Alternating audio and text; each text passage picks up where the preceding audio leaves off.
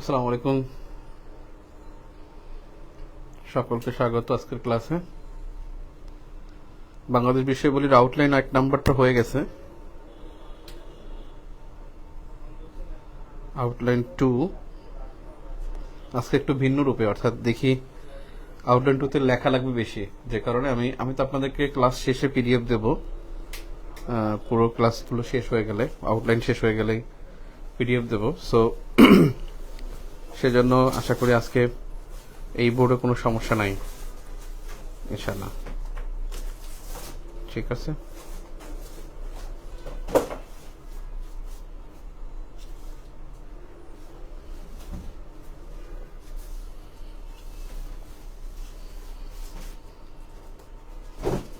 ওকে।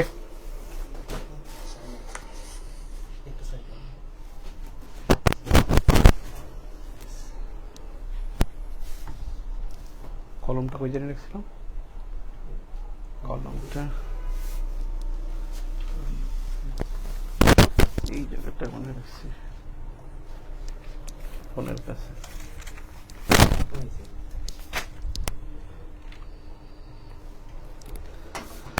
ওকে, দেখেন আমরা বেসিক্যালি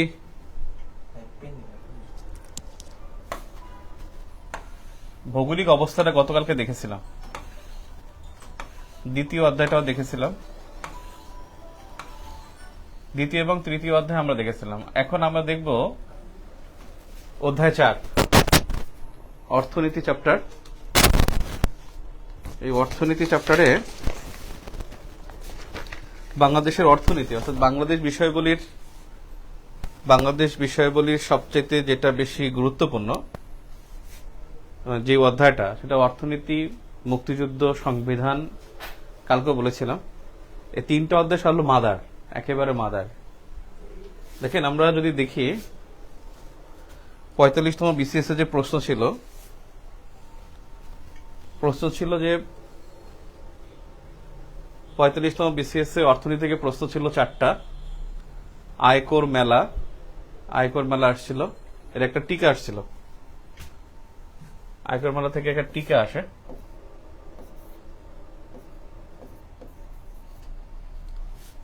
টিকার 5 নম্বর কোশ্চেন ছিল আয়কর মেলা। 2 নম্বর প্রশ্ন ছিল যে elevated expressway, Dhaka elevated expressway. 3 নম্বরে এটাও টিকা ছিল। দারিদ্র বিমোচন বলতে কি বোঝায়? বাংলাদেশের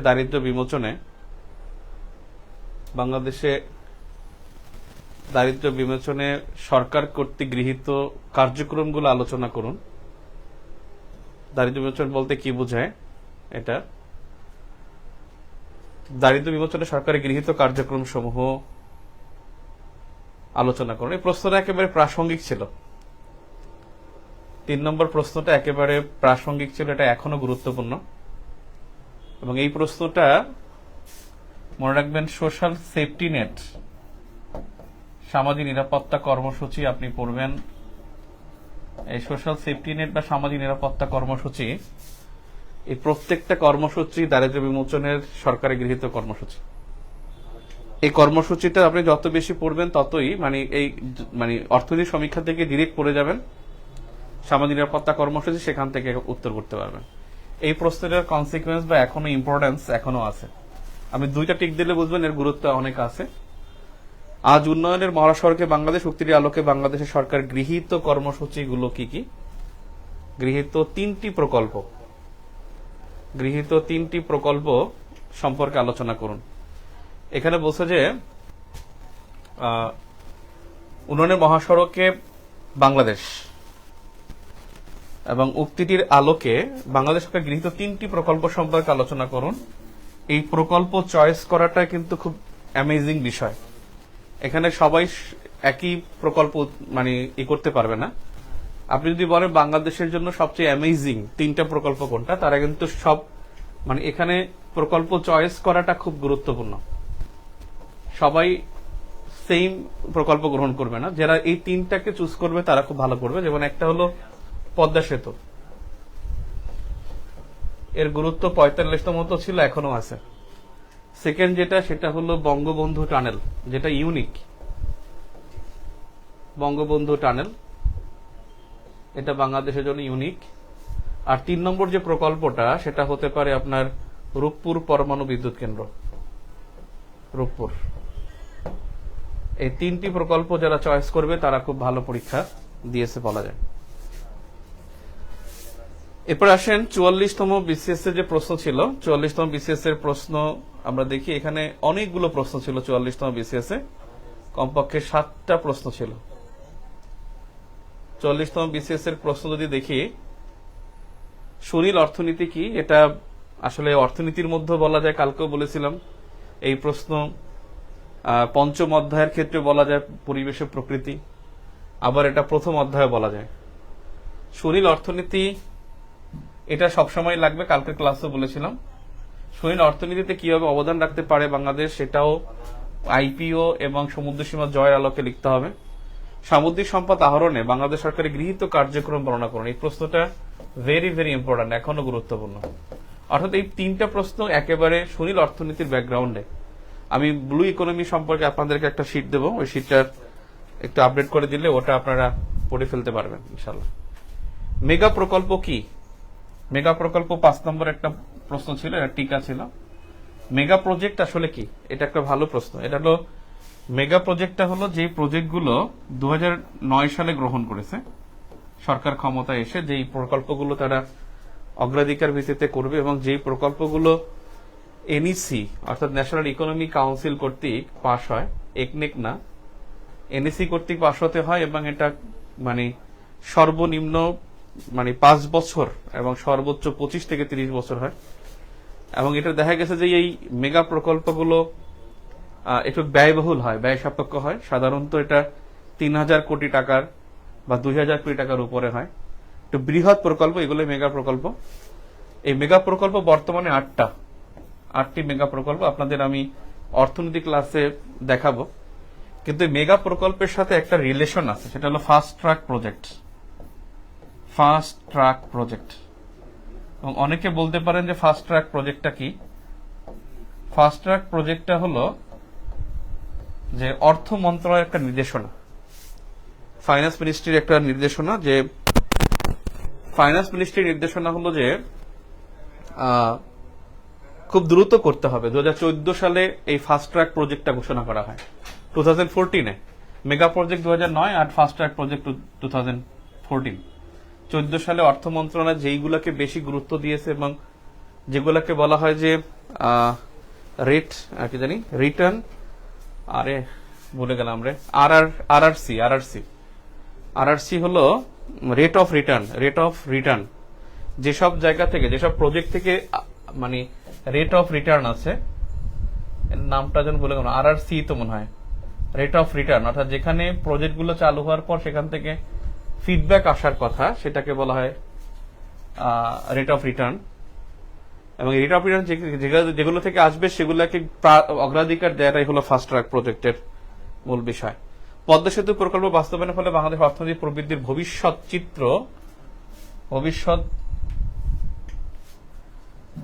চিত্র অঙ্কন করুন আর কি, ভবিষ্যৎ চিত্র অঙ্কন করুন, এটাই বলছে। তাহলে পদ্মা সেতু প্রকল্প বাস্তবায়নের ফলে বাংলাদেশ অর্থনৈতিক প্রবৃদ্ধির ভবিষ্যৎ চিত্র অঙ্কনের যে আসবে একেবারে আমরা এটা বুঝতে পেরেছিলাম। পদ্মা সেতুর ফলে কি পরিমাণ, আপনাদের যেটা হলো যে ভবিষ্যৎ চিত্র, আপনাদের হবে যে অর্জন আসবে, যে গত 2 বছরে পদ্মা সেতুর ফলে কি অর্জনটা হয়েছে, 2 বছরে যে অর্জনটা হয়েছে সেটা সম্পর্কে প্রশ্ন আসতে পারে। এখন আর ভবিষ্যৎ আসবে না। পদ্মা সেতু এখনো ইম্পর্টেন্ট আছে। ঢাকা মেট্রো রেল প্রকল্পের পরিচয় দিন, এটা শর্ট একটা ডিসক্রিপশন আসছে, তবে আপনাদের এখন যেটা গুরুত্বপূর্ণ, ঢাকা মেট্রো রেল প্রকল্পের পরিচয় দিন। এই প্রশ্নটার যদি এখনকার জিনিসটা বলেন, সেটা হলো রেলপথে আমাদের একটা বিপ্লব হয়েছে। আপনাদের জন্য এবছর রেলপথ ভেরি ভেরি ইম্পর্টেন্ট। 46তম বিসিএস এর জন্য রেলপথ খুব গুরুত্বপূর্ণ। যে আমাদের রেলপথের অন্তর্ভুক্ত জেলা এখন 48টি, 16টি জেলায় রেলপথ নাই, আর বাকি সব জায়গায় রেলপথ আছে। রেলপথের গুরুত্বটা সবচেয়ে বেশি। আমার মনে হয় যে খুব ইউনিক একটা প্রশ্ন হতে পারে রেলপথ থেকে। তাহলে আমরা রেলপথটা ওখানে অ্যাড করতে পারি। ভিশন 2041, এটা খুব এলাবোরেট করতে হবে। ভিশন 2041 সালে ভিশন, এখানে ভীষণ 2041 আপনাদের সাথে আরেকটা বিষয় রেড করতে হবে, সেটা হলো খুব চালাক এখন বিপিএসসি, খুব চালাক, এবং 45তম প্রশ্ন দেখলেই বোঝা যায়। ভীষণ 2041 এর সাথে আরেকটা হলো 2031 বা ভীষণ 2021 এর সাথে ভীষণ 2041 এর পার্থক্যটা কি? এখানে দুই ধরনের কোশ্চেন হতে পারে। ভীষণ 2031 এটা হলো যে উচ্চ মধ্যম আয়ের দেশ করা। এখন আপনাকে কিন্তু উচ্চ মধ্যম আয়ের দেশের বৈশিষ্ট্য জানা লাগবে।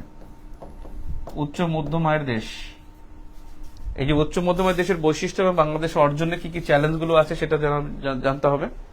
আর ভীষণ 2041 এখানে কিন্তু লক্ষ্যমাত্রা কিন্তু দুইটা। একটা হলো ভীষণ 2041 আগে ছিল যেটা, সেটা হলো উন্নত সমৃদ্ধ বাংলাদেশ।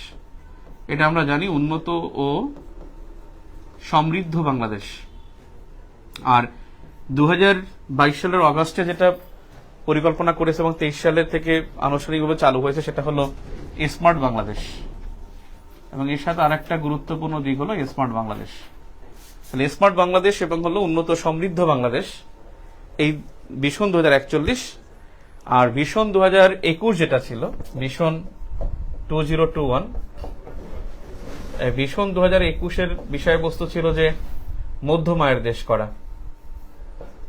এবং সেক্ষেত্রে মধ্যম আয়ের দেশ হলো যেটা হয়েছিল, মধ্যম আয়ের দেশ যেটা হয়,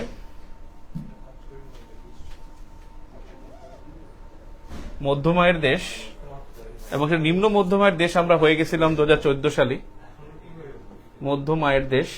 এটা তার মানে তুলনামূলক একটা চিত্র চাইবে, অর্থাৎ ভীষণ 2021 এবং তিনটার চিত্র একত্রে আমার একটা নোট আছে যে 21, 31 এবং 41 একটা বক্স পড়লে আপনি সুন্দর করে আশা করে উত্তর করতে পারবেন। খুবই গুরুত্বপূর্ণ এখানে ইকোনমিক্সের কোশ্চেনটা। 43তমতে সেম কোশ্চেন আবারও আসছে যে ভীষণ 2021, 41 কি, ভীষণ 2041 অর্থনৈতিক সরকারের প্রধান প্রধান পদক্ষেপ কি কি। ভেরি ভেরি ইম্পর্টেন্ট এই কোশ্চেনটা এবং চ্যালেঞ্জ। আমাদের এই পদক্ষেপ জানতে হবে প্লাস হল at the same time challenge জানতে হবে, যে পদক্ষেপ প্লাস চ্যালেঞ্জ। এটা আপনাদের জন্য 46তমতে আবার গুরুত্বপূর্ণ। পদক্ষেপ এবং চ্যালেঞ্জ বোধ জানতে হবে। স্বল্পোন্নত দেশ থেকে উন্নয়নশীল দেশে উত্তরণের জন্য বাংলাদেশকে যে সকল শর্ত পূরণ করতে হয়েছে সেই প্রশ্নটা আসছে। কিন্তু এখন প্রশ্ন যেটা আসবে সেটা হলো বেসিক্যালি উন্নয়নশীল দেশে উত্তরণের ফলে বাংলাদেশ যে চ্যালেঞ্জগুলো হবে, চ্যালেঞ্জ মোকাবেলা। স্বল্পোন্নত দেশ থেকে উন্নয়নশীল দেশে উত্তরণের ফলে চ্যালেঞ্জ, কারণ আমরা এই চ্যালেঞ্জ মোকাবেলায় করণীয়। 2026 সালে আমরা উত্তরণ এলডিসি উত্তরণ করলে আমরা অনেকগুলো সুবিধা হারাবো বিশ্ববাজার থেকে। যেমন আমরা জিএসটি সুবিধা পাবো না, সফট লোন সুবিধা পাবো না, এবং আমরা কপিরাইট সুবিধা পাবো না। At the same time climate যেই ভালনারেবল থেকে যেই হেল্পটা করা হয়, ভালনারেবল কান্ট্রিকে যে হেল্পটা করা হয় সেটা আমরা পাবো না। জাতিসংঘের যে অ্যাওসিস দেশগুলো, যে দ্বীপ ও স্বল্পোন্নত দেশ এবং দ্বীপ উপকূলীয় দেশের যে সাহায্যটা, সেখান থেকে আমরা কোনো অর্থ পাবো না।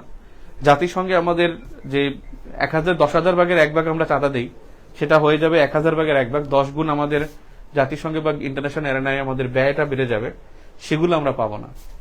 সো যে ক্ষেত্রে হবে সেক্ষেত্রে হবে যে আমাদের জন্য এটা চ্যালেঞ্জ। অর্থাৎ উত্তরণের ফলে চ্যালেঞ্জ মোকাবেলায় সরকার কি কি পদক্ষেপ নিয়েছে এবং কি করণীয়। চ্যালেঞ্জ মোকাবেলায় পদক্ষেপ ও করণীয় খুবই গুরুত্বপূর্ণ কোশ্চেন এটা। মোকাবেলায় পদক্ষেপ ও করণীয়। মোকাবেলায় পদক্ষেপ এবং করণীয়, আই থিঙ্ক বুঝতে পারছেন। অর্থাৎ 3 নম্বর প্রশ্নটা একটু সাফল হয়ে যাবে, 3 নম্বর প্রশ্ন সাফল হয়ে যাবে, সেটা বুঝতে পারছেন যে এখানে কিছু সাফল হয়ে আসবে। ইয়া মেয়েরা, এটা কি সেফ থাকবে না? পিডিএফ দিয়ে যাবে না, গ্রুপে শেয়ার করে দেবে? আচ্ছা, শেষে ওখানে ক্লিক করতে হবে। Thank you. এরপরে দেখি আমরা 43তম বিসিএস এর 4 নম্বরে যে কোশ্চেনটা আসছিল সেটা হলো বর্তমান সরকার কর্তৃক গৃহীত মেগা প্রকল্প সমূহ কি কি। মেগা প্রকল্প সমূহ কি কি? মেগা প্রকল্প একসময় 10টা ছিল, তারপরে 11টা হয়েছিল, আবার সবগুলো হয়ে গেছে, এখন বর্তমানে 8টা আছে। এই 8টা প্রকল্প সম্পর্কে পরিচয়। এবং এই মেগা প্রকল্প থেকে প্রশ্ন 2বার আসে দেখছেন।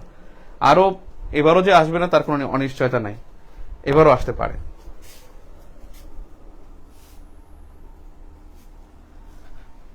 এরপরে হলো যে মেগা প্রকল্প সময়ের আর্থ সামাজিক প্রভাব আলোচনা করুন।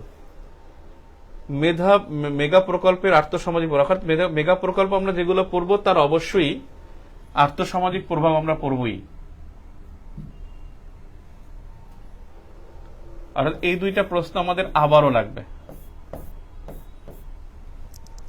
গভীর সমুদ্র বন্দর, যেটা আমাদের হলো মাতারবাড়ি সমুদ্র বন্দর, এই মাতারবাড়ি সমুদ্র বন্দর কিন্তু আমাদের মেগা প্রজেক্টের অন্তর্ভুক্ত। মাতারবাড়ি প্রজেক্ট আজকে ভাইভাই, বিসিএস ভাইভাই কিন্তু এই মেগা প্রজেক্ট থেকে কোশ্চেন করেছে এবং খুব বেশি প্রশ্ন করছে, সেটা হলো যে সরকারের যে কয়েকটা প্রকল্প আছে, একটা বিগ বি আর একটা হলো কি জানো, বিগ বি প্রজেক্ট, যেটা জাপানের সাথে বাংলাদেশ করছে। প্রিলিমিনারিতে আপনারা পড়ছেন বে of Bengal initiatives for industrial growth belt. এই বিগ বি প্রজেক্ট যেটা 2014 বাংলাদেশ সরকার গ্রহণ করেছে উইথ জাপানের হেল্প নিয়ে। এই জাপানের হেল্প নিয়ে যে বিগ বি প্রজেক্ট, এটা কিন্তু ভেরি ভেরি ইম্পর্টেন্ট। আমরা একটা জিনিস দেখেছিলাম যে ভাই যে কোশ্চেনগুলো করে, এই কোশ্চেনগুলোই দেখা যায় রিটেন এবং পিলিতে খুব বেশি মানে টাচ করে।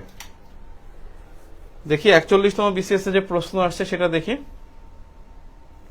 41তম বিসিএস এর কোশ্চেন যদি দেখি আমি, তাহলে প্রশ্ন আসছে এখানে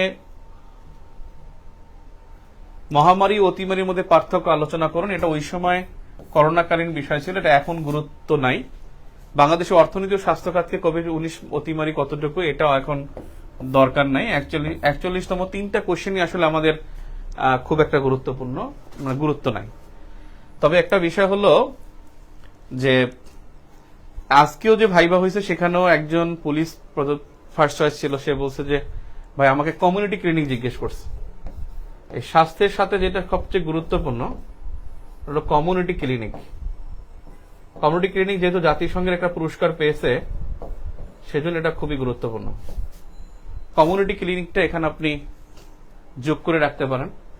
স্বাস্থ্য খাতের সবচেয়ে বেশি অ্যামেজিং একটা কাজ বাংলাদেশের মাননীয় প্রধানমন্ত্রীর 10টি অগ্রাধিকার খাত আছে। আপনারা প্রিলিমিনারি গাইডে বেসিক ভিউতে পড়ছেন, আপনারা অর্থনীতি চ্যাপ্টারে, যে প্রধানমন্ত্রী শেখ হাসিনার 10টি উদ্যোগ, এবং সেই উদ্যোগের মধ্যে একটা কিন্তু কমিউনিটি ক্লিনিক আছে আর একটা ট্রাস্ট প্রকল্প আছে। এবং সেক্ষেত্রে ওই 10টি অগ্রাধিকার খাতে কিন্তু গুরুত্ব দিতে হবে। আমরা যদি দেখি পরে 38তম বিসিএস যে প্রশ্ন আসছে, 40তম বিসিএস 40তম বিসিএস দেখতেছে, হ্যাঁ 40তম বিসিএস যে প্রশ্ন আসছে, আর একটু বড় করে তাহলে সুন্দর হবে। ওকে, হ্যাঁ এটা সুন্দর। 40তম বিসিএস যে প্রশ্ন আসছে, যে প্রশ্নটা হলো যে ইপিজেড কিভাবে বাংলাদেশ শিল্প উন্নয়নে ভূমিকা রাখছে। ইপিজেড এবং এসিজেড দুইটাই আসলে অনেক গুরুত্বপূর্ণ। ইপিজেড এর সাথে একটা বিষয় পড়তে হবে, যেটা হলো এসিজেড। এই যে বেজা যারা এসিজেড স্পেশাল ইকোনমিক জোন, আপনাদের জন্য গুরুত্বপূর্ণ এসিজেড, মানে ইপিজেড গুরুত্বপূর্ণ না। এসিজেড এর মধ্যে যেটা সবচেয়ে বেশি গুরুত্বপূর্ণ সেটা হলো বঙ্গবন্ধু শিল্পনগর। বঙ্গবন্ধু শিল্পনগর, যেটা প্রিলির জন্য গুরুত্বপূর্ণ ছিল এবং রিটেনও এটা খুবই গুরুত্বপূর্ণ। আগামী 2-3টা বিসিএস এ বঙ্গবন্ধু শিল্পনগর থেকে প্রশ্ন আসবে, এসিজেড থেকে প্রশ্ন আসবে ইনশাল্লাহ। বাংলাদেশের অর্থনৈতিক অঞ্চল কর্তৃক গৃহীত অঞ্চল কর্তৃপক্ষ বেবজা ও বাংলাদেশের রপ্তানি প্রক্রিয়াকরণের মধ্যে পার্থক্য কি? এটাই ওই বেজা এবং বেবজার, এটা প্রশ্নটা মানে ইপিজেড এবং এসিজেড এর পার্থক্যটাই ওটা কর্তৃপক্ষ দিয়ে বুঝিয়েছে। এই প্রশ্নটা খুবই ভালো। পিপিপির আওতায় এ পর্যন্ত সম্পন্ন বিভিন্ন প্রকল্প কি? পিপিপি হলো পাবলিক প্রাইভেট পার্টনারশিপ। 2009-10 অর্থ বছরে এই সরকার প্রথম ক্ষমতা আসার পর চালু করেছিল এবং এটি কন্টিনিউয়াসলি চলছে, কনজিকিউটিভলি চলছে। এবং পিপিপি অর্থনৈতিক সমীক্ষা থেকে একেবারে হুবহু পড়তে হবে। পিপিপি এবং একটা আছে এসএমই। আপনি দেখবেন এবছর দুইটা খাত খুব গুরুত্বপূর্ণ, যেটা হলো small and medium size enterprises. এই এসএমই আর একটা হলো আপনার পিপিপি। এই দুইটা প্রজেক্টের পাশাপাশি খুব গুরুত্বপূর্ণ ভূমিকা রাখবে। এই দুইটা আমরা এমনি পড়ি, আমরা সবসময় প্রত্যেকটা রিটার্নই আমরা এই দুটাকে টাচ করি অর্থনৈতিক সমীক্ষা থেকে। আমি আপনাদের কিন্তু আজকে বা কালকে রুটিন দেবো, আমি রুটিন করেছি। 25 মে আমাদের প্রথম পরীক্ষা হবে। আমি একটু পরীক্ষা নিয়ে কথা বলি। 25 মে আমাদের প্রথম পরীক্ষা হবে এবং প্রথম পরীক্ষাটা হবে কনসেপচুয়াল 1 থেকে। কনসেপচুয়াল 1 মানে কনসেপচুয়াল 1-এ আমরা 3টা চ্যাপ্টার পড়বো।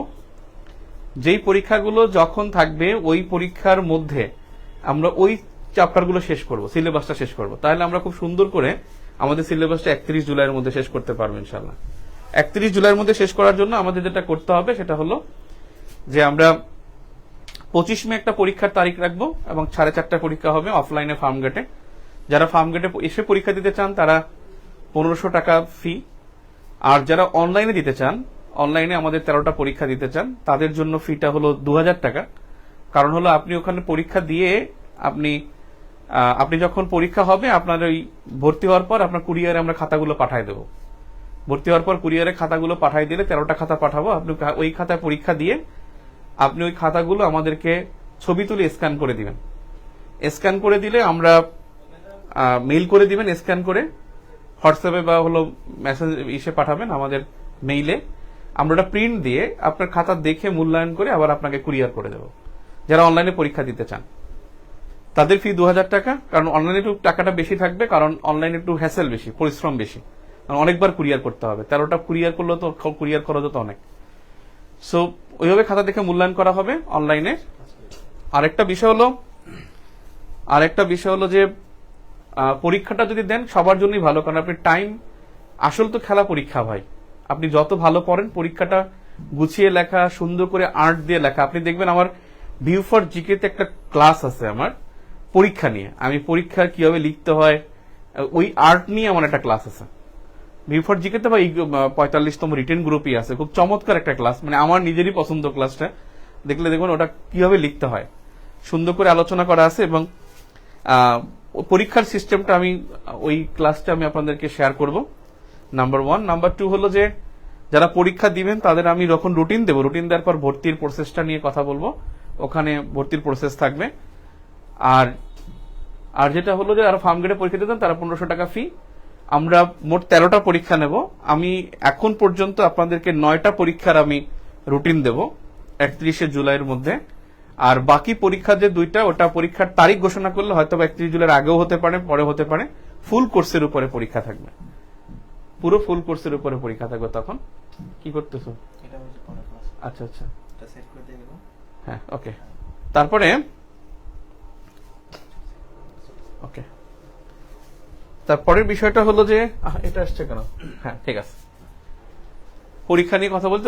তো আমার বাংলাদেশ বিষয়াবলী যে পরীক্ষাটা থাকবে সেটা হলো অর্থনীতি সমীক্ষাটা প্রকাশ হওয়ার পরে। কারণ আমরা অর্থনীতি সমীক্ষাতে কিন্তু হিউজ পড়বো, দাগাই দাগাই দিয়ে অর্থনীতি সমীক্ষাটা পড়লে আমাদের অন্তপক্ষে 40-50 নম্বর, আমাদের 90 থেকে 100 নম্বর আমরা এখান থেকে হেল্প পাবো ইনশাল্লাহ, আশা করি। তো যাই হোক, এখন যেটা হলো যে এসএমই পিপিপি, আর যেটা আমি বলতেছিলাম সেটা হলো ফ্রিল্যান্সিং। যেটা ফ্রিল্যান্সিং এর এটা তথ্য প্রযুক্তির মধ্যেও আছে, এবং ডিজিটাল অর্থনীতি, যেটা ডিজিটাল ইকোনমি। এই ডিজিটাল ইকোনমি এই কনসেপ্টটা কিন্তু আপনার রাখতে হবে। ডিজিটাল ইকোনমির মধ্যে আমরা ফ্রিল্যান্সিং আসবে, আউটসোর্সিং আসবে, এই বিষয়গুলো তখন আমরা আলোচনা করতে পারবো। দেন হলো মানে 38তম বিসিএস এর কোশ্চেনের গুরুত্ব আছে কিনা একটু দেখে নেই। 38তম বিসিএস এর প্রশ্ন আসছে বাংলাদেশে খাদ্য নিরাপত্তা,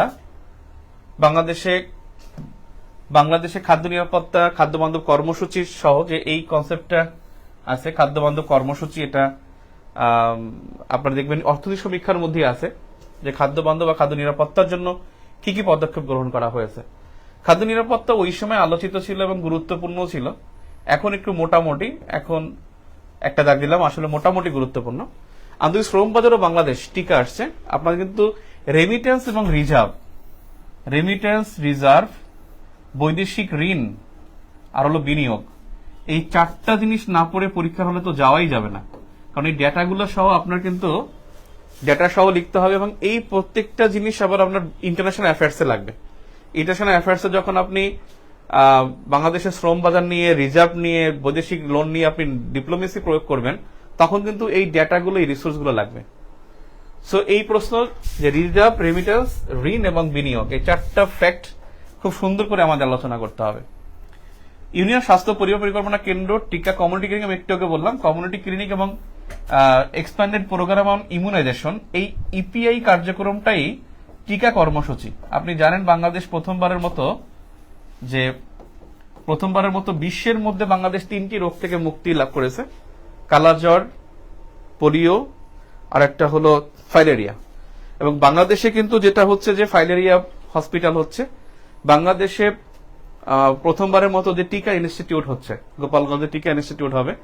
তো এই কারণে এই কমিউনিটি স্বাস্থ্য এবং টিকা কর্মসূচি আলাদা করে পড়তে হবে। ইপিআইও কিন্তু টিকা কর্মসূচি, এক্সপ্যান্ডেড প্রোগ্রাম অন ইমিউনাইজেশন বা সম্প্রসারিত টিকাদান কর্মসূচি, যেটা 1979-এ আইসিডিডিএর মাধ্যমে চালু হয় এবং বাংলাদেশে শিশু মৃত্যু হারের সবচেয়ে ভূমিকা রাখছে এই ইপিআই কর্মসূচি। তো ইউনিয়ন স্বাস্থ্য কমিউনিটি ক্লিনিক এটা মাস্ট। এবছর এটা ভাই জিজ্ঞেস করতেছে এবং এটা প্রিলিতে যে কেন আসে না আমি জানি না, তবে ইনশাল্লাহ এটা রিটার্নে খুবই খুবই গুরুত্বপূর্ণ। আরেকটা গুরুত্বপূর্ণ, আমি এখানে কখনো আসে না কিন্তু আমি এটা লিখবো। তো যাই হোক, এরপরে আছে দারিদ্র্য বিমোচন বলতে কি বোঝায়, যে তুমি সরকার যে পদক্ষেপগুলো গ্রহণ করেছে সেটাই প্রশ্ন আবার রিপিট হয়েছে। এই প্রশ্ন আবারও আসতে পারে, কারণ আমাদের কিন্তু দারিদ্র্যের হারটা বেড়ে গেছে। আপনারা জানেন কিনা দারিদ্র্যের, আপনাদের এই বোর্ডে সময় পাচ্ছে, হ্যাঁ আজকে এই জন্য এই বোর্ডে আসছে। আজকে যে ক্লাসটা আমার অনেক লিখতে হবে সেজন্যই আমি এই বোর্ডে আসছি, যেখানে আলোচনাটা বেশি ইম্পর্টেন্ট। আর আমি তো পিডিএফ দিয়ে দিচ্ছি আপনাদেরকে, তো সেক্ষেত্রে এইটা আমার মনে হয় যেন এই বোর্ডের জন্য পারফেক্ট। তো ব্যাপারটা হলো যে একজন বলছেন যে রিটেন এক্সাম পেছানোর কোনো চান্স আছে, এই কয়দিনে কি হবে, কি করবো, কুল কিনারা পাচ্ছি না। তারা আসলে যে কয়বারই রিটেন পরীক্ষা বলছে তাড়াতাড়ি করবে, তারা একবারও ওই সময় নিতে পারে না। গতবার হওয়ার কথা ছিল অক্টোবরে, পরীক্ষা হয়েছে ফেব্রুয়ারিতে। এর আগের বার পরীক্ষা হওয়ার কথা ছিল সেম অক্টোবরে, হয়েছিল জানুয়ারির 4 তারিখে মনে হয়। তো এর আগের বার বছর নভেম্বরে হয়ে গেছে, এটা ডিসেম্বরের জানুয়ারি, ওটা ছিল জানুয়ারি শেষের দিকে। তো বেসিক্যালি অগাস্টে বলছে, এবার তার আসলে অনেকটা কনক্রিট ডিসিশনটা, মানে অলমোস্ট কনক্রিট। অগাস্টে হওয়া মানে অগাস্টের শুরুতে হবে না, হয়তো 31 আগস্ট শুরু হবে বা 20 আগস্টের পরে হবে, কারণ 31 জুলাই পর্যন্ত তারা কিন্তু ভাইবা রুটিন দিয়েছে। বোথ ক্যাডারের রুটিন কিন্তু 31 জুলাইয়ের পরে হবে। তাহলে ওই মাঝখানে হয়তো বা তারা পরীক্ষাটা নিয়ে বোথ ক্যাডারের রুটিন দিতে পারে। রিটেন চলার সাথে সাথে কিন্তু ভাইবা হয় না, ভাইবা এবং রিটেন কিন্তু একসাথে হবে না। রিটেন এবং রিটেনটা পজ হবে, অথবা ভাইবা পজ হবে, তারপরে রিটেন হবে। মানে মাঝখানে একটা পরীক্ষা দুই কাছাকাছি হবে না। এমন হতে পারে যে তারা খুব দ্রুত রেজাল্ট দিতে চায় 44তম, তো সেক্ষেত্রে তারা 1.5 মাসের মধ্যে অগাস্ট এবং সেপ্টেম্বর মাঝামাঝি মধ্যে পরীক্ষা নিয়ে সেপ্টেম্বর শেষের দিকে ভাইবা নিয়ে এটা পরীক্ষা দিল, অথবা মাঝখানে একটু গ্যাপ রেখে তারা পরীক্ষাটা নিয়ে নিল। আমাদের আসলে 31 জুলাই টার্গেট, দেন আদার নিয়ে ভাবা যাবে। এখন বিষয় হলো যে এই দারিদ্র্য বিমোচন কর্মসূচি, এটা কিন্তু একেবারে, যদি বলেন এটা সোর্স কি, আমি বলবো অর্থনীতি সমীক্ষা, অস 2024 থেকে আমরা সুন্দর করে ডাটা সহ পড়তে পারবো ইনশাল্লাহ। সপ্তম পঞ্চবার্ষিক পরীক্ষার মূল উদ্দেশ্য সমূহ কি কি, আসলে এখানে সপ্তম পড়ার কোনো দরকার নাই, আমাদের পড়তে হবে অষ্টম পঞ্চবার্ষিক পরিকল্পনা। অষ্টমটা আমাদের জন্য গুরুত্বপূর্ণ। বাংলাদেশ সরকারের 2021 সালের মধ্যে উন্নয়ন লক্ষ্য সমূহ পর্যালোচনা করে 41 সালের মধ্যে উন্নত রাষ্ট্রে, মানে এইটা আমি অ্যাড করছি আর কি। পরীক্ষা আসছে একটু, পরীক্ষা কিন্তু কোশ্চেন মার্ক পর্যন্ত, থার্ড ব্র্যাকেটে যেটা, এটা আমি বর্তমানে অ্যাড করেছি। আমাদের জন্য দরকার 2041 সালে উন্নত রাষ্ট্র হওয়ার লক্ষ্য সমূহ। 2041 ভিশন 2041 আমাদের খুব, এই অধ্যায়টা খুব মারাত্মক বড়, এবং এই অধ্যায়টাই হলো আমাদের বাংলাদেশ বিষয়াবলীর, বলতে পারেন যে 60 to 70% হলো আপনার এই অর্থনীতি, সংবিধান, মুক্তিযুদ্ধ। পদ্মা সেতু প্রকল্প বাস্তবায়ন বলতে কি বোঝেন, এই প্রশ্ন আগেও আসছে। অগ্রগতি প্রকল্প, মেট্রো রেল প্রকল্প আসছে। আমাদের নতুন একটা প্রকল্প আছে যে পাতাল রেল আর এলিভেটেড এক্সপ্রেস হয়ে,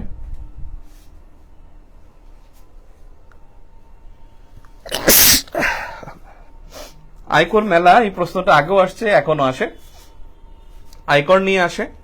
আমাদের কিন্তু একটা বাট এক্সপো হয়, but expo, Bangladesh textile expo, but expo, এটা খুবই, বাট এক্সপো এবং হলো রিহাব, এই প্রশ্নগুলো আসে। একবার কি হয়েছে জানেন, 33তম বিসিএস আমি পরীক্ষা দিচ্ছি, পরীক্ষা আসছিল অ্যাপারেল শিল্প, অ্যাপারেল আসছিল, অ্যাপারেল। এখন টিকা আসছে অ্যাপারেল, 33তম খুব সম্ভবত অ্যাপারেল আসছে। এখন আমি তো অ্যাপারেল বুঝি না, অ্যাপারেল যে পোশাক শিল্প তা তো আমি জানি না।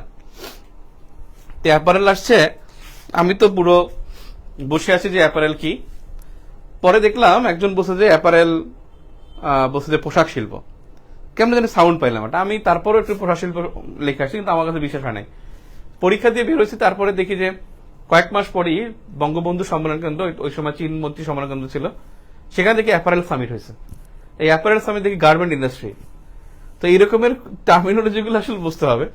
বাট এক্সপো রিহাব, এই আবাসন মেলা রিহাব, আর টেক্সটাইল এক্সপো মানে বস্ত্র মেলা, এই দুইটা।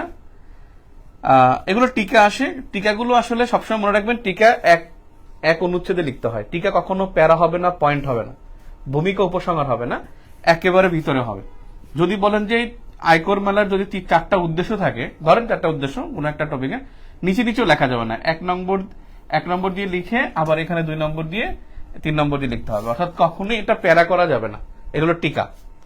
এবং এই বছর কিন্তু টিকা লেখা না, লেখা সংক্ষিপ্ত আলোচনা করুন। 45তমতে টিকা শব্দটা ব্যবহার করে না, কারণ টিকা যদি শব্দ ব্যবহার করে, প্যারা না লিখলে 0, একেবারে 0 নাম্বার। তো বেসিক্যালি এরপরে আসি 35তমতে। আল্লাহ রে, হ্যাঁ 35তম, বাংলাদেশের গত 5 বছরের ধারাবাহিক মোট দেশজ উৎপাদনের বা জিডিপির বিবরণ দিন। দেখেন, এই 5 বছরের ধারাবাহিক মোট দেশজ উৎপাদনের বা জিডিপির বিবরণ দিন 5 বছরের। আপনার এই 5 বছরের মধ্যে আপনার সবগুলোর একটা বিবরণ আমি দিয়ে দেবো। বিশেষ করে রপ্তানি আয়, 5 বছরের বিনিয়োগ, 5 বছরের ধরেন জিডিপি, টোটাল জিডিপি, 5 বছরের জিডিপি প্রবৃদ্ধি, 5 বছরের ধরেন আপনার গড়ায়ু, এই 5 বছরের একটা লিস্ট থাকতে হবে। কারণ এখানে 5 নম্বর একটা কোশ্চেন থাকে, তো এই জন্য 5 বছরের একটা তালিকা ক্রমশ থাকতে হয়। এই প্রশ্ন আমি পারছিলাম 35তম বিসিএস, আমি এই প্রশ্নটা খুব ধুমায় লিখছি, মানে একবার মুখস্থ ছিল আমার। রেমিটেন্স খাত বাংলাদেশ অর্থনৈতিক উন্নয়নে কি অবদান রাখছে? রেমিটেন্স, যেটা আগেও বললাম, রেমিটেন্স আমাদের জন্য 4টা খাত, 4টা কোশ্চেন গুরুত্বপূর্ণ। রেমিটেন্স আরেকটা গুরুত্বপূর্ণ বিষয়, সেটাকে আমি এখানে লিখতেছি, সেটা হলো সোয়াপ কারেন্সি। এই সোয়াপ কারেন্সির বাংলাদেশের উদ্যোগ, সোয়াপ কারেন্সি সংক্রান্ত বাংলাদেশের উদ্যোগ, বিকজ যে নিজস্ব মুদ্রা লেনদেন, ডলারের বিপরীতে নিজস্ব মুদ্রা লেনদেনটা কি বলা হয়? Swap currency. এবং বাংলাদেশ গত 11 জুলাই ভারতের সাথে রুপিতে বাণিজ্য করার কর্মসূচি গ্রহণ করেছে।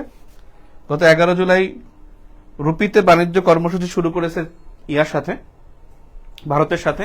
আপনারা দেখছেন গতকালকে প্রথম আলোর হেডলাইন ছিল যে চীন বাংলাদেশকে চীনা মুদ্রায় লোন দিতে চায়, এবং সেটা 500 কোটি ইউয়ান, 500 কোটি না 5000 কোটি আগে ইউয়ান দিবে, না 500 কোটি, সরি 5000 কোটি না। তো এইটা নিয়ে কিন্তু আলোচনা হচ্ছে যে সোয়াপ কারেন্সি, এটা কিন্তু খুবই খুবই গুরুত্বপূর্ণ। তাহলে রেমিটেন্স, রিজার্ভ, বৈদেশিক ঋণ, তারপরে হলো সোয়াপ কারেন্সি বা ডলার সংকট মোকাবেলায় সরকার কি কি পদক্ষেপ নিয়েছে, তার মধ্যে একটা পদক্ষেপ হলো সোয়াপ কারেন্সি, অর্থাৎ ডলার সংকট মোকাবেলায় বাংলাদেশের পদক্ষেপ, সংকট মোকাবেলায় পদক্ষেপ, এটা কিন্তু মাস্ট লাগবে।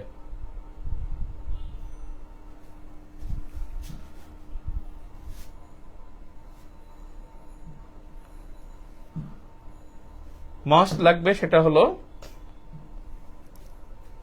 ডলার সংকট মোকাবেলায় পদক্ষেপগুলো লাগবে। রেমিটেন্স এরপরে গেল শিল্প উন্নয়নের ক্ষেত্রে 5টি প্রতিবন্ধকতা তুলে ধরুন। এইসব প্রশ্ন আসলে আমরা প্রিপারেশন নেব না, এইসব প্রশ্ন নেব না, কারণ এইসব প্রশ্ন আমাদের মানে নিয়ে কুলোতে পারবো না, এরকম প্রশ্ন অনেক। সামাজিক উন্নয়ন সূচকে বাংলাদেশের অগ্রগতির একটি সংক্ষিপ্ত ধারণা দিন।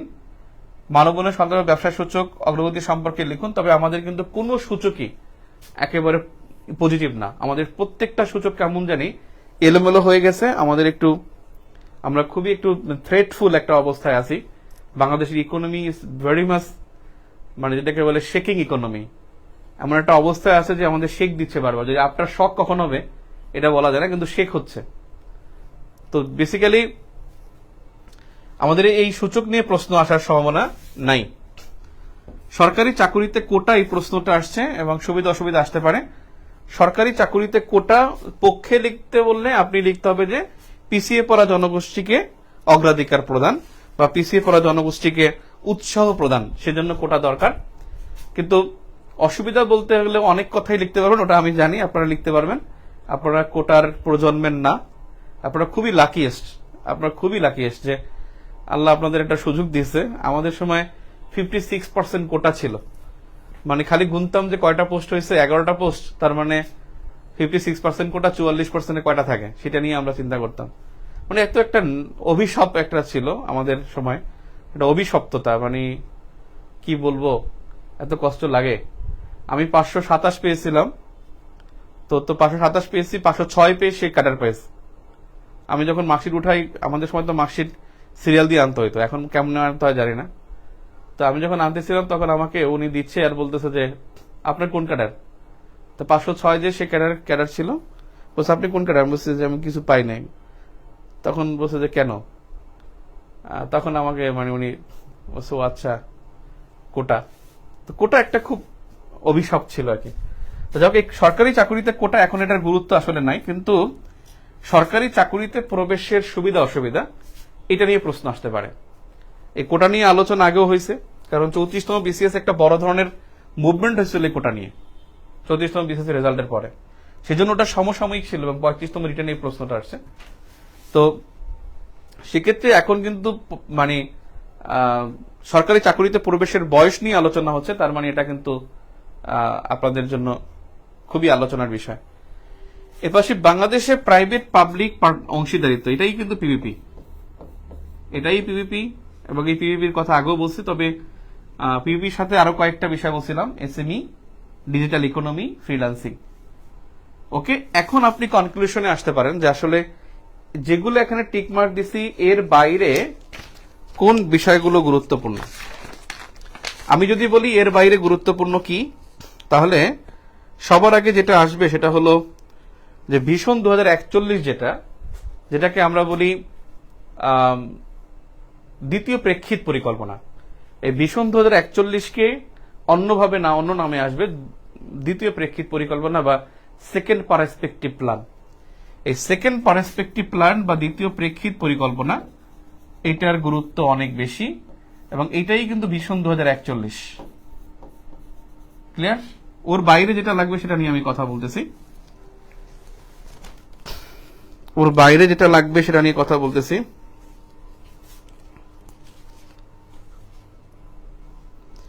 আমরা কিন্তু ডিজিটাল ইকোনমির কথা বলছিলাম। ডিজিটাল ইকোনমির মধ্যে কিন্তু বেশ কয়েকটা স্টেপ আছে, যেমন ক্যাশলেস সোসাইটির একটা পদক্ষেপ আছে, তারপরে হলে মোবাইল ব্যাংকিং একটা বিষয় আছে, তারপরে বিনিময় একটা সেবা আছে, তারপর দেখছেন আপনারা একটা টাকা চালু করছে, কি জানি যে টাকা পে একটা নতুন কনসেপ্ট চালু আসছে, তারপরে সুকুকু বন্ড, এরকম অনেকগুলো ডিজিটাল অর্থনীতির মধ্যে অনেকগুলো কনসেপ্ট কিন্তু গ্রো হয়েছে।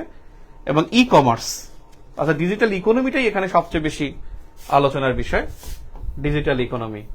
এবং এর মধ্যে কি কি অন্তর্ভুক্ত সেটা নিয়ে একটা বিস্তারিত আপনার গুছানো নোট লাগবে। ক্যাশলেস সোসাইটি, তারপরে হলো বিনিময় সেবা, তারপরে মোবাইল কমার্স, ই কমার্স এর মধ্যে থাকবে। এরপরে যেটা অতিরিক্ত লাগার মতো যে লাগবে এমন কিছু আছে, সেটা হলো আশ্রয়ণ প্রকল্প। আশ্রয়ণ প্রকল্প এখন পর্যন্ত কোনো পরীক্ষা আসে নাই, আশ্রয়ণ প্রকল্পতে এবার মাস্ট আসবে ইনশাল্লাহ।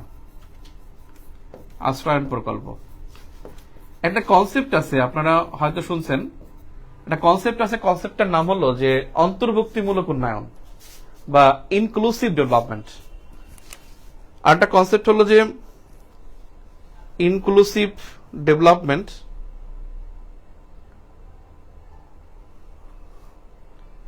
আগেরটা যাবো কেমনে রে?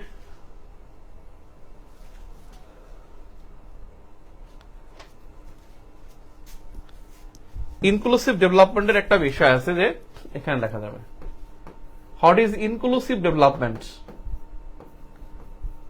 আমি যেগুলো বলেছি তার পাশাপাশি যেগুলো লাগবে সেটা হলো ডিজিটাল ইকোনমির কথা বলেছি, সেকেন্ড পার্সপেক্টিভ প্ল্যানের কথা বলছি, আশ্রয়ণ প্রকল্প বলেছি, আর একটা হলো ইনক্লুসিভ ডেভেলপমেন্ট। ইনক্লুসিভ ডেভেলপমেন্ট মানে হলো যে উন্নয়নের মধ্যে উন্নয়ন, অর্থাৎ ডেভেলপমেন্ট ইন ডেভেলপমেন্টস।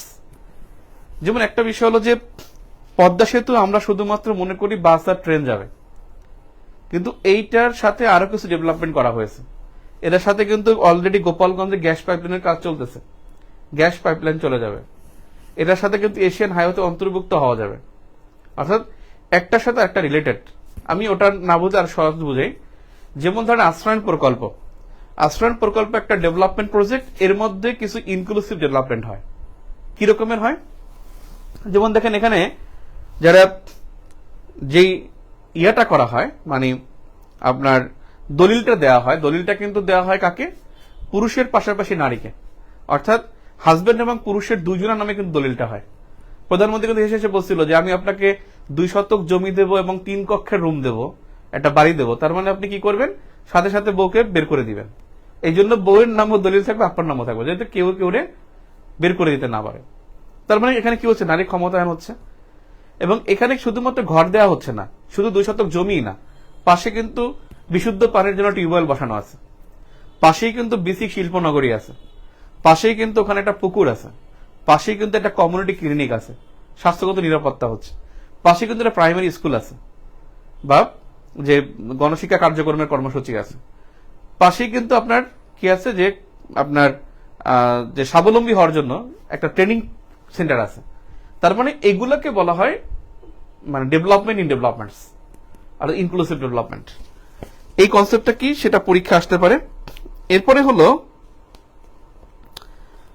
আমাদের কিন্তু একটা, আমি যেটা বিগ বি বলছিলাম, বিগ বিটা কিন্তু লিখছেন আপনার ওই সময়, বিগ বিটাও এখানে গুরুত্বপূর্ণ, যে জাপানের সহায়তা একটা বিগ বি কর্মসূচি, ইকোনমিক একটা কর্মসূচি। এরপর একটা বিষয় আছে যে সবচেয়ে আলোচনার একটা বিষয়, সেটা হলো সোশ্যাল পেনশন, সামাজিক পেনশন। এই সামাজিক পেনশন কিন্তু আপনাকে এই অধ্যায়ের মধ্যে পড়তে হবে। কিছু করার নাই, বলবেন যে এত কিছু পড়বো কেমনে, আপনি খালি ক্লাস করেন, ক্লাস করবেন, ক্লাস নোট করবেন, দেখবেন ইনশাল্লাহ কেমনে হয়। এই হেডেকটা নাইম ভাইয়ের, যে নাইম ভাই এটার হেডেক নিচ্ছে, যে এটা গুছানোর দায়িত্ব নাইম ভাইয়ের। সামাজিক পেনশনের গুরুত্ব এটা খুবই গুরুত্বপূর্ণ। এরপরে একটা বিষয় আছে যে এরপরে কি গুরুত্বপূর্ণ, আমি কিন্তু আগে বলছিলাম যে প্রধানমন্ত্রীদের 10টি উদ্যোগ, এই পিএম এর 10টি উদ্যোগ কিন্তু জেনে যেতে হবে। প্রধানমন্ত্রীর 10টি উদ্যোগ শর্ট ডিসক্রিপশনে পড়বো, কিন্তু তারপরও পড়ে যেতে হবে। এরপরে যদি বলেন কি, সেটা হলো এবছর কিন্তু একটা প্রশ্ন আসছে, আপনারা দেখছেন পিলির যে কোশ্চেন আসছে তার কিন্তু একটা কনসিকুয়েন্স কিন্তু রিটেনে থাকবে। পিলি রিটেনের কোশ্চেনে কিন্তু একটা কনসিকুয়েন্স কিন্তু ভাইবায় থাকে, ভাইবারটাও কিন্তু ইমপ্লিমেন্টেশন অন্যটা পড়ে। ঠিক তেমনি এখানে একটা প্রশ্ন আসছে যে কিন্তু টিসিবি কোন মন্ত্রণালয়ের অধীনে? Trading corporation of Bangladesh. এটা কিন্তু দ্রব্যমূল্য নিয়ন্ত্রণ করে। আমাদের কিন্তু এখন দ্রব্যমূল্য একটা ঝামেলা আছে। এই দ্রব্যমূল্য নিয়ন্ত্রণের জন্য করণীয় কি? হয়তো রচনা আসতে পারে, হয়তো প্রাইস হাইক নামে এসে আসতে পারে, নয়তো আপনার দেখা যেতে পারে আপনার কম্পোজিশন আসছে, কম্প্রিহেনশন আসছে, নয়তো দেখা যাবে যে এটা নিয়ে একটা প্রশ্ন আপনার ইন্টারন্যাশনাল বাংলাদেশ অ্যাফেয়ার্স হয়ে গেছে। তারপরে দ্রব্যমূল্য নিয়ন্ত্রণ নিয়ে একটা প্রশ্ন আসতে পারে, দ্রব্যমূল্য নিয়ন্ত্রণ।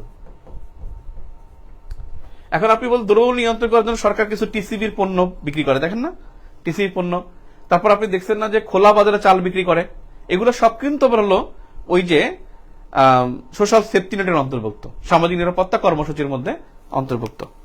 তো আমার মনে হয় এই বিষয়গুলো। আরেকটা বিষয় আছে যে আপনি যখন বিনিয়োগ পড়বেন, ইপিজেড পড়বেন, এসিজেড পড়বেন, তার সাথে একটা কনসেপ্ট যুক্ত হয়ে যাবে, সেটা হলো OSS, on stop service. One stop service, এটা এর সাথে যুক্ত হয়ে যাবে। ওয়ান স্টপ সার্ভিসের পুরো আদ্যপন্ত জানতে হবে। তাহলে আমি 4র্থ অধ্যায় শেষ করতে পেরেছি। 4র্থ অধ্যায়ের মধ্যে আমি যেগুলো টিক মার্ক দিয়েছি সেগুলোর গুরুত্ব বেশি, আর যেগুলো গুরুত্ব টিক মার্ক দিইনি সেগুলো আসলে গুরুত্ব নাই। আমার আলোচনা শুনে 4র্থ অধ্যায়টা আপনারা মনে হয় ঠিক করতে পারছেন। আমরা এখন 5ম অধ্যায় চলে যাই। 5ম অধ্যায় বাংলাদেশের পরিবেশ ও প্রকৃতি। এখান থেকে দেখেন 45, 44, 43, 45, 44, 44, 43, 41, 38, 37, 35, 36 এবং 40তম বিসিএস এখান থেকে প্রশ্ন হয়নি। তার মানে প্রত্যেকবারই প্রশ্ন আসছে, সেটা হলো ইকোনমিক্স একবার আসে নাই, আর এইটা হলো পুরো 7 বার পরীক্ষা আসছে 9 বারের মধ্যে।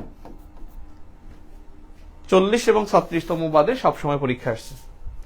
45তম প্রশ্ন হলো বাংলাদেশে কৃষি জমি অকৃষি কাজে স্থানান্তরিত হওয়ার স্বরূপ ও সংকট বিশ্লেষণ করুন, উক্ত সংকট মোচনের উপায়সমূহ কি কি?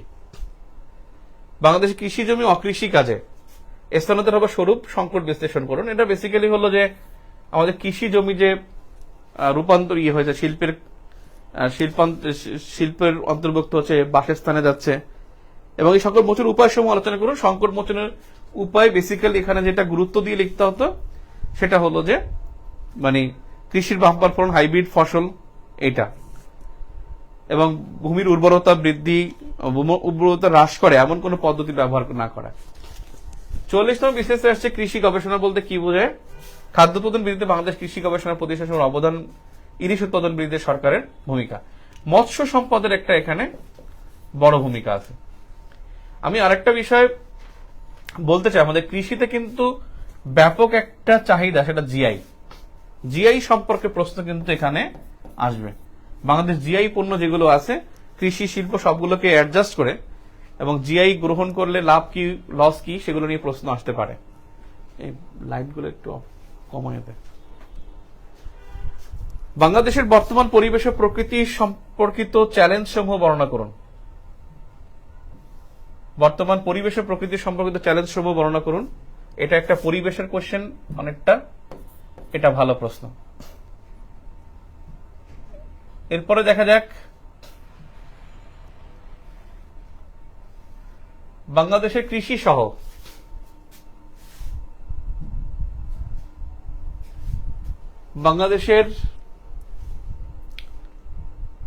সহ বিভিন্ন ক্ষেত্রে প্রাকৃতিক দুর্যোগের প্রভাব মোকাবেলা জন্য গৃহীত পদক্ষেপ সহ বর্ণনা করুন। ভালো প্রশ্ন। বাংলাদেশ সংবিধানের রাষ্ট্রপতি, এই প্রশ্নটা এখানে ঢুকছে কেমনে? এটা ঠিক আছে, এই প্রশ্নটা এখানের না, এই প্রশ্নটা এখানের না। বাংলাদেশের স্থানীয় সরকার ব্যবস্থা, এই 5 নম্বর কোশ্চেন এখানের না, তো ভুলে ঢুকে গেছে। খাদ্য নিরাপত্তা বারবারই আসে টিকা। প্রশ্ন নম্বর হলো 41তম। বাংলাদেশের বনভূমি বনসম্পদ রক্ষার গুরুত্ব কি? সরকারি গৃহীত পদক্ষেপ বিশ্লেষণে আপনার পরামর্শ ব্যক্ত করুন। মাস্ট এই কোশ্চেন আসবে ইনশাল্লাহ, অনেকটাই সম্ভাবনা আছে। মাস্ট বলছি, আমি সরি, যেটা বলা ঠিক না। অর্থাৎ বনজ সম্পদ এবং বনভূমি এবং এই যেটাকে বলে আপনার বনায়ন, সামাজিক বনায়ন, গ্রামীণ বনায়ন, এগুলা থেকে প্রশ্ন আসবে ইনশাল্লাহ। কারণ আমাদেরকে যে হিটওয়েভ, এই থার্মোফোবিয়া বা হিটওয়েভ, এই হিটওয়েভ কিন্তু আমাদের জন্য ভেরি ভেরি ইম্পর্টেন্ট। এই হিটওয়েভের সাথে রিলেশন করে বনজ সম্পদ, এটা আমাদের বনভূমি 2024 সালের মধ্যে 20% করার কথা, 24 সাল প্রায় শেষ হয়ে যাচ্ছে। তার মানে এটা কিন্তু পসিবল কিনা আল্লাহ জানে। এখান থেকে কিন্তু গুরুত্বপূর্ণ ভূমিকা রাখতে হবে, মানে এই প্রশ্নটা আসতে হবে। টেকসই উন্নয়নের ধারণাটি ব্যাখ্যা করে বর্তমান বিশ্বে টিকে থাকার জন্য গুরুত্ব বাংলাদেশের প্রেক্ষাপটে আলোচনা করুন। টেকসই উন্নয়ন এটা আমাদের ভেরি ভেরি ইম্পর্টেন্ট। এই প্রশ্নটা কিন্তু টেকসই উন্নয়ন, এটা একেবারে বললাম না সেদিনকা যে কিছু একেবারে চিরসাম্প্রতিক, good governance, blue economy, SDG, এগুলা কিন্তু লাগবে। এবং টেকসই উন্নয়ন কিন্তু আপনার জাতিসংঘের চ্যাপ্টারে গুরুত্বপূর্ণ, বাংলাদেশের ইন্টারন্যাশনাল অ্যাফেয়ার্সে গুরুত্বপূর্ণ, আবার প্রবলেম সলভিং গুরুত্বপূর্ণ, এখানে অর্থনীতির মধ্যে মানে এই বাংলাদেশের মধ্যে গুরুত্বপূর্ণ। টেকসই উন্নয়নের প্রশ্নে আপনাকে কোনো স্কিপ করা সম্ভব না। গ্যাস সম্পদের সঠিক ব্যবহার, আপনার যেটা আছে যে বাংলাদেশের যে জ্বালানি, এই জ্বালানি সমস্যা চাহিদা সমাধান করণীয় এবং কূটনীতি, এই জ্বালানি সংকট তো মানে এনার্জি ডিপ্লোমেসি বলি, পাওয়ার ডিপ্লোমেসি বলি, এই জ্বালানি ভেরি ভেরি ইম্পর্টেন্ট। এখানে কেন গুরুত্বপূর্ণ দেখেন, যে বাংলাদেশ কিন্তু একটা জিনিস দেখছেন, আমাদের সড়ক করে দিছি একটা তামিমের নামে, শেখ তামিমের নামে আমরা একটা সড়ক করে দিছি। শেখ তামিম হলো কাতারের যিনি সরকার প্রধান, তিনি বাংলাদেশ সফর করে গেছেন। এবং কাতারের ওনাকে আমি খুশি করছি কেন? কারণ কাতারের সাথে কিন্তু আমার গ্যাস আমদানি চুক্তি আছে, ওমানের সাথে আমরা চুক্তি করেছি। ওমানের সাথে চুক্তি করার কারণেই কিন্তু কাতারের আমাদেরকে গুরুত্ব দিয়েছে। আমাদের কিন্তু দেখছেন আমরা ব্রুনাইকে ছাগল দিয়ে দিয়েছিলাম, গত বছর কিন্তু আমরা কি করছিলাম, কৃষি কূটনীতি করেছিলাম, যে আমরা ছাগল দিয়ে দিয়েছিলাম, কারণ ওনারা খাসির মাংস পছন্দ করে। এবং পাঙ্গাস মাছ দিয়ে দিয়েছিলাম আমরা, পাঙ্গাস মাছ ওদের পছন্দ কি আল্লাহ জানে। ব্রুনাই এমন একটা দেশ যেখানে কোনো ইলেকশন হয় না, কিচ্ছু হয় না, এবং কোনো নাই, সাউন্ড নাই কোনো, যে আমাদের গণতন্ত্র লাগবে এটা সেটা নাই। সেই ব্রুনাইকে আমরা দিয়েছি কারণ ব্রুনাইয়ের সাথে আমাদের কিন্তু তেল আমদানির একটা বিষয় আছে। এই জ্বালানি নিয়ে কিন্তু আমাদের একটা কয়েকটা চুক্তি করেছি, এবং গ্যাসের ব্যাপারে বিশেষ করে আমাদের কিন্তু প্রতি বছর 700 MMCFD আমাদের গ্যাস কিন্তু প্রতিদিন আমদানি করতে হয়, প্রতিদিন, দৈনিক। এই গ্যাসের যে ঘাটতি, এটা পূরণ করার জন্য আমরা কি ওপেন মার্কেট থেকে কিনবো নাকি আমরা চুক্তির মাধ্যমে কিনবো, এইটা নিয়ে একটা বিষয় আছে। এই ডিপ্লোমেসিটাও এখানে গুরুত্বপূর্ণ, জানেন ইস্যুটা। দুর্যোগ ব্যবস্থাপনা বলতে কি বোঝে? উন্নয়নশীল দেশের সত্ত্বেও এইটা ভেরি ভেরি ইম্পর্টেন্ট পরিবেশের কোশ্চেন। এরপরের প্রশ্ন আছে, জলবায়ু পরিবর্তনের ফলে বাংলাদেশের ওপর যে সকল বিরূপ প্রতিক্রিয়া পড়ার সম্ভাবনা রয়েছে তাদের বিবরণ দিন। আসলে কৃষির প্রশ্নটা 6ষ্ঠ অধ্যায় হবে, বুঝছেন? এই অধ্যায় কৃষিগুলো ঢুকে গেছে ভুলে। কৃষির যে প্রশ্নগুলো এগুলো 6ষ্ঠ অধ্যায় হবে। এটা বেসিক্যালি পরিবেশ ও প্রকৃতি, এটা জলবায়ু পরিবর্তন নিয়ে। জলবায়ু পরিবর্তনের যে প্রভাব, একেবারে এখানে বলতে পারি অর্থনৈতিক সমীক্ষার জলবায়ু পরিবর্তনের চ্যাপ্টার আছে একটা। ওই চ্যাপ্টারটা পড়লে আর কিছু লাগবে না, কোথাও কোনো সোর্স খুঁজতে হবে না। বাংলাদেশের পরিবেশ বিপর্যয় দ্বারা আপনি কি বুঝেন? বাংলাদেশে পরিবেশ বিপর্যয় দ্বারা আপনি কি বুঝেন? আপনার দৃষ্টিতে বাংলাদেশের নদী দূষণের প্রধান কারণগুলো, আপনি যে আমাদের দুর্যোগ আছে 13টা। এই 13টা দুর্যোগের সংক্ষিপ্ত একটা পরিচয় লাগবে, 13টি দুর্যোগের পরিচয়, এবং এর মধ্যে 4-5টা আছে যেগুলোর ক্ষতি বেশি, এগুলো পরীক্ষার জন্য গুরুত্বপূর্ণ। যেমন একটা হলো আপনার বন্যা ভেরি ভেরি ইম্পর্ট্যান্ট। বন্যার পরে যেটা হলো যে আমাদের বজ্রপাত সবচেয়ে পৃথিবীতে বেশি হয় বাংলাদেশে, এটা মোকাবেলা করণীয়। এরপর হলো নদী ভাঙন। আমাদের নদী ভাঙনে প্রতি বছর 15 লাখ মানুষ তারা কিন্তু ঘরবাড়ি হারায়, নদী ভাঙন। এরপরে যেটা হয়েছে যে আমাদের ভূমিকম্পের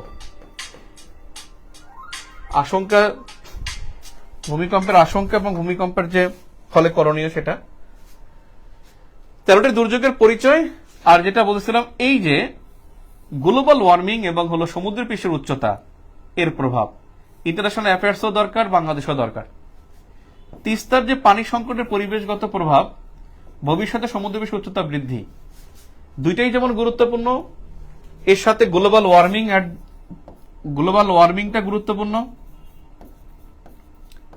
আর যেটা আমাদের এখানে পড়ার জরুরি, খুবই জরুরি যেটা, সেটা হলো যে আমরা কিন্তু 2026 সালে আমাদের গঙ্গার চুক্তিটা শেষ হয়ে যাবে।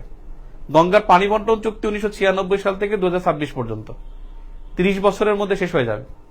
30 বছরের মেয়াদ শেষ হয়ে যাবে আগামী 2 বছরের মাথায়। তখন আমাদের আসলে পানি ডিপ্লোমেসিটা কি হবে, হাইড্রো ডিপ্লোমেসি বা ওয়াটার ডিপ্লোমেসি কি হবে, সেইটা সংক্রান্ত প্রশ্ন আমাদের প্রস্তুতি থাকতে পারে। এটা ইন্টারন্যাশনাল অ্যাফেয়ার্সও আসতে পারে, বাংলাদেশও আসতে পারে।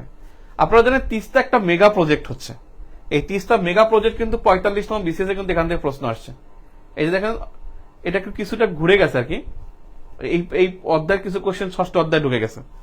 এখানে প্রাকৃতিক সম্পদ, ওটা হলো বাংলাদেশের পরিবেশের প্রকৃতি, মানে দুইটা একটু আমার নিজেরই বসাতে একটু সমস্যা হয়ে গেছে। তো বেসিক্যালি তিস্তা দিয়ে কিন্তু দেখেন, তিস্তা বন্ধ প্রয়োজন, এই সময় বাংলাদেশ ভারত সরকার গৃহীত কার্যক্রম সমূহ আলোচনা করুন। তিস্তা বা পানি বন্টন নিয়ে দুই দেশের মধ্যে একটা বিষয়, পানি বন্টন নিয়ে একটা কূটনীতি হবে। সেক্ষেত্রে হতে পারে যে 3টা যে আমাদের বাঁধ তৈরি করছে, একটা হলো তিস্তা বাঁধ, ফারাক্কা বাঁধ, টিপাইমুখ বাঁধ, এই 3টা বাঁধের কনসিকুয়েন্স, এই বাঁধগুলো হলে, মানে টিপাইমুখ বাঁধ এবং তিস্তা বাঁধ আছে, টিপাইমুখ বাঁধ চালু হলে কি হবে, এর একটা প্রভাব, এবং এই 3টা বাঁধের প্রভাব, এবং আমাদের এই পানি বন্টনের সমস্যার কারণে আমরা কি ধরনের পরিবেশগত বিপর্যয় হয়েছে, সেই সমস্যাটা এখানে অ্যাডজাস্ট করতে হবে। এখন দেখি এই অধ্যায়ে আসলে আমাদের জন্য কোন কোন বিষয়গুলো এর বাইরেও দরকার। আমার যেখানে নোট আছে সেখানে এর বাইরে যেটা সবচেয়ে গুরুত্বপূর্ণ, সেটা আমরা কিন্তু 2টা বিষয় মারাত্মক গুরুত্বপূর্ণ, মারাত্মক ভেরি ভেরি ইম্পর্টেন্ট, এই 2টাকে স্কিপ করা পসিবলই না। দেখি তো, বলেন তো কোনটা, একজন বলেন তো। 2টা বিষয়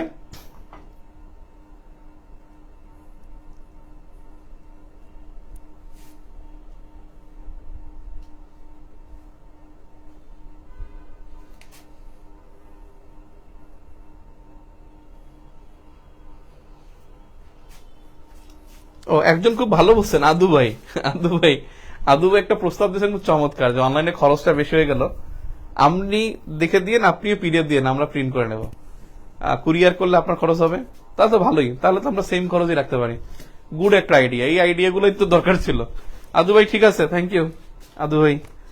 তো দুইটা গুরুত্বপূর্ণ, বলেন তো কোনটা গুরুত্বপূর্ণ পরিবেশ সংক্রান্ত? আমি সত্যি কথা, যে কমেন্টটা করবে তাকে আমি থ্যাঙ্কস দেব। পেনশন স্কিম তো আগেই বলছি, পেনশন স্কিম তো আগেই, সোশ্যাল পেনশন বা সামাজিক পেনশন বা পেনশন স্কিম। বাংলাদেশ বিষয়াবলী বইটা কবে আসবে বলছেন? আমি যদি ধরেন রিটেন ইন্টারন্যাশনাল যদি আমি আগামী সপ্তাহে দিতে পারি ইনশাল্লাহ, তাহলে ধরে নেবেন আমার দিতে আর সমস্যা নাই, কারণ আমি বাংলাদেশ দিব তখনই, অর্থাৎ বাংলাদেশ লাস্টে দিব বলতে ইন্টারন্যাশনাল অ্যাফেয়ার্স এর যে রিসেন্ট গুলো অ্যাড হবে ওর সাথে বাংলাদেশ অ্যাড করে দেবো। এবং আমি আমার ক্লাস করলে তো আপনার বাংলাদেশ বিষয়াবলী ধরবেন আর দেখবেন 2 দিনের মধ্যে বই শেষ, আর সব আপনি দেখবেন পারা জিনিস। যারা অন্যরা তাদের একটু কষ্ট হবে, হয়তো 2 সপ্তাহ পড়া লাগবে।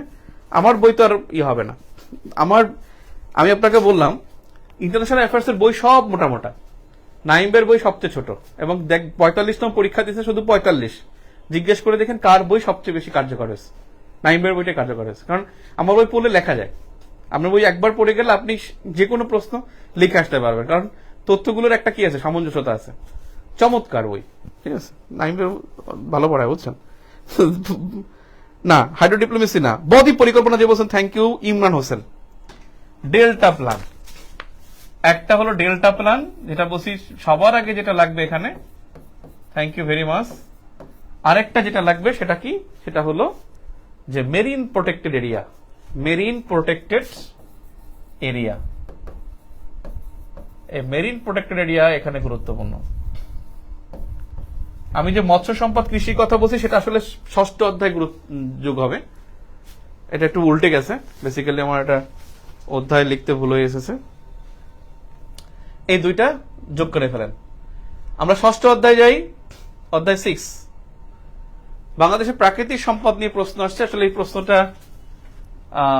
প্রশ্নটা হলো 5ম অধ্যায়ের প্রশ্ন।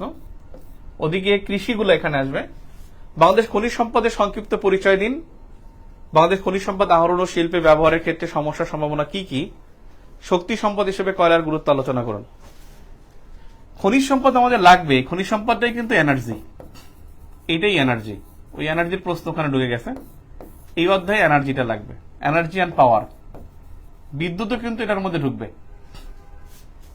বাংলাদেশের বনজ সম্পদের সংক্ষিপ্ত বিবরণ, এটা জলবায়ু পরিবর্তনের সাথেও যায়, আবার এই অধ্যায়েও যায়, কোনো সমস্যা নেই।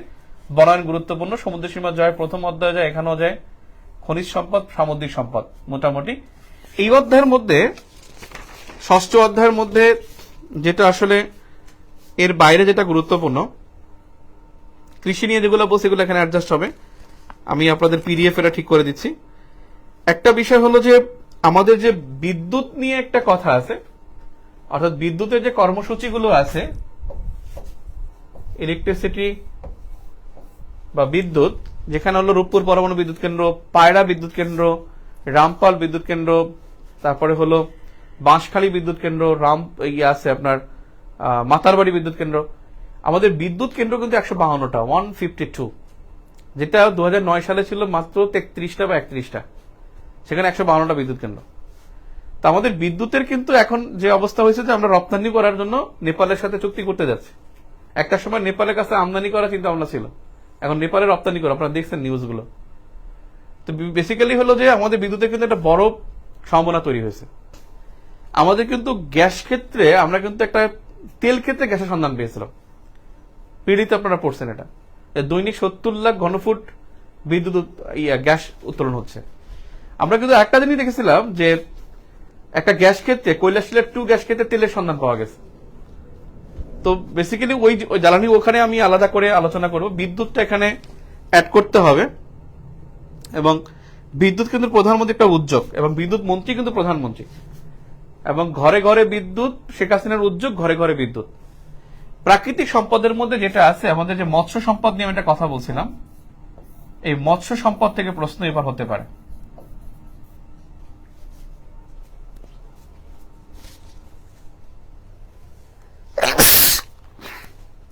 আমাদের সবচেয়ে বড় সম্পদ কি জানেন? কে বলতে পারবেন?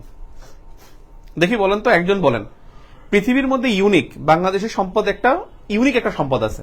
সম্পদটা কি দেখি, একটা কমেন্ট করেন তো দেখি, যে বাংলাদেশের ভৌগোলিক বা প্রাকৃতিক সম্পদের মধ্যে কোনটা সবচেয়ে বেশি।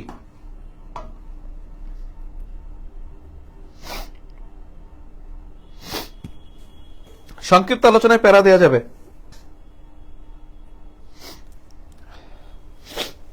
কে বলতে পারেন দেখি, আমি 2-3টা কমেন্ট দেখি, আমি বলবো যে বাংলাদেশের সবচেয়ে কোনটা, কোন প্রাকৃতিক শক্তিটা সবচেয়ে বেশি, প্রাকৃতিক সম্পদটা সবচেয়ে বেশি।